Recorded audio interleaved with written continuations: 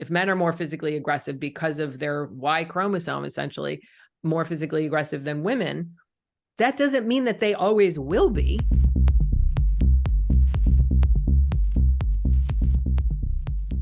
And you mentioned in the book how it should be empowering, the knowledge that testosterone has such a profound impact on behavior, because knowledge is power. The more we know, the more we can empathize and understand each other. Hopefully, the smoother the communication, the less problems. Why do you think there is such a vocal movement that downplays the significance of sex differences on behavior? Right.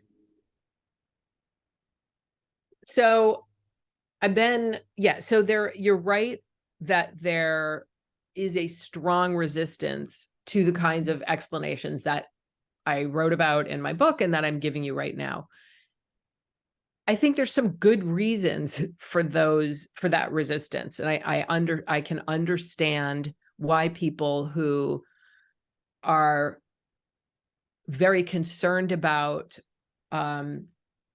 equality and the way that science has been used historically to justify the subordination of women in terms of using science to support claims about female inferiority in various ways, whether it be intellectually, or maybe what a woman's monthly cycle does to her ability, to think rationally, or those kinds of myths. So there have been a lot of myths that science has ostensibly supported or has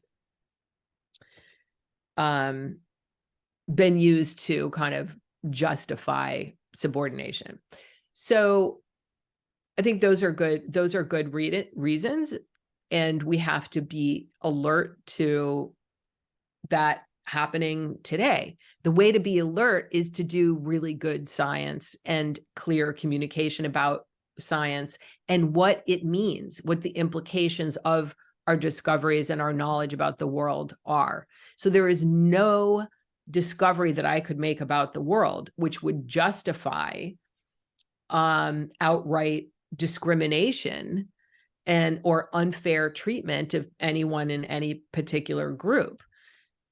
But we also need to acknowledge that men are bigger and stronger than women. They're going to be overrepresented in some professions. Women want it that way. They don't want to do the work that a lot of men do. Women don't necessarily want to go and fight on the front lines in any international conflict, in war, right?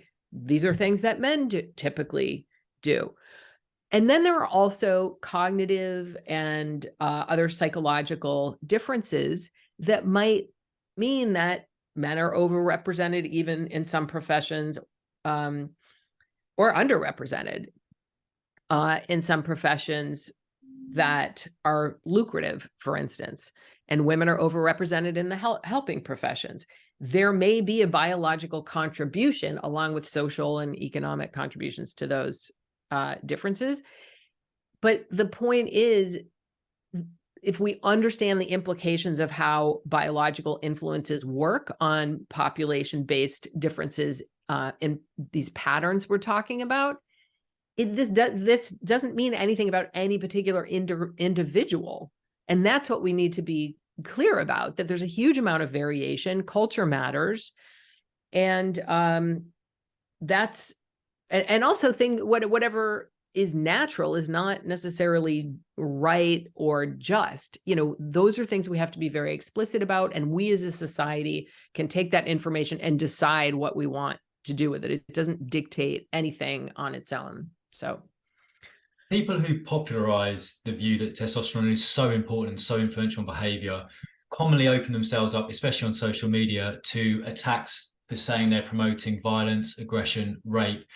Dr. Hooven, how often are you accused of those things, and how exhausting is it having to kind of constantly caveat everything you're saying with not everyone, some examples? It feels like you must be kind of having to fight a constant battle to promote the view of science. Yeah, I guess I don't find it exhausting because I understand where it's coming from, because I've been in science education for so long, and I just see that as part of education. And yeah, I think that there is actual scientific evidence that biological explanations for sex differences, for other kinds of group differences, can lead to an increase in certain negative stereotypes, which can have real life impacts on what people think is possible for a given group, and in this case, women or girls.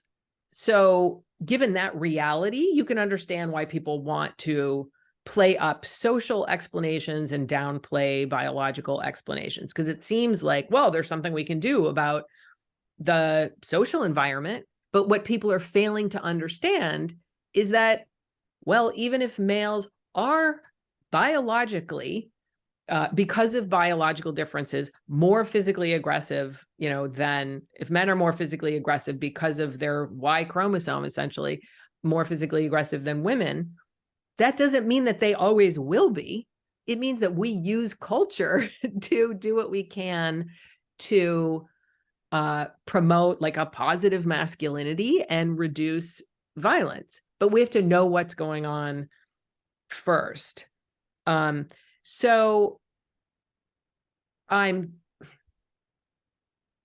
when I encounter those kinds of views, it just makes me more motivated to do the work that I do and talk about it and write about it, because that I think is taking us in the wrong direction. It's always better to have the facts and be working with the facts if we're trying to improve society.